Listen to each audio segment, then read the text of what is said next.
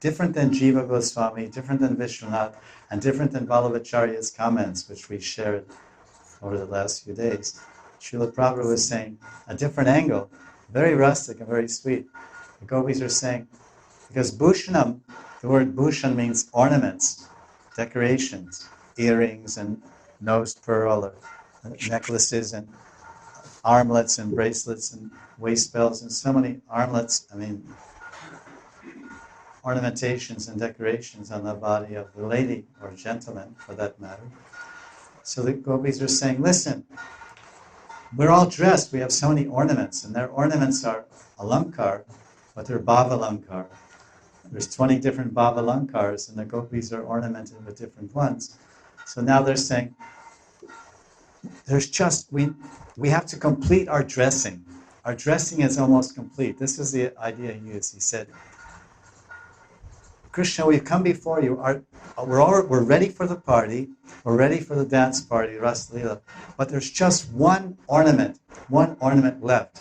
We have to drape one more necklace over our necks, and then our decorations will be complete, and then we're ready to walk out the door and go to the party. So someone decorates themselves in different ways, and it's, oh, I forgot, I have that one necklace. And they, oh yeah, this is it. And they look this way, that way.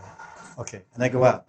So the gopis are saying, Krishna, Purusha Bhushana, there's one necklace. We have to add one more necklace.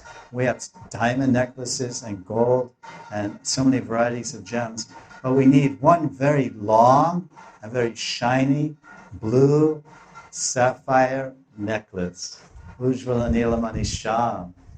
So then the gopis are saying, Purusha Bhushana, will you please ornament? We want to hang around our neck and lie on down our chest one beautiful sapphire necklace. Do you by chance know where we can find one? Oh, Purusha Bhushana. So Purusha means man. It means not any man, but you, man.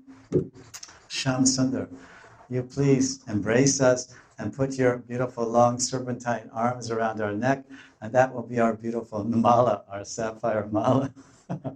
So this beautiful insight into the Leela of Krishna, written in 1969 on 2nd Avenue in the poorest part of New York.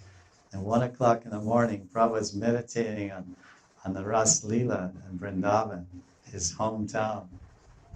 Can you imagine? Snow, streets are covered with snow, 2 or 3 feet of snow. It's December, and he's sitting there alone in his room.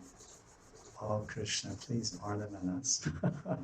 What meditation, what beautiful bhav.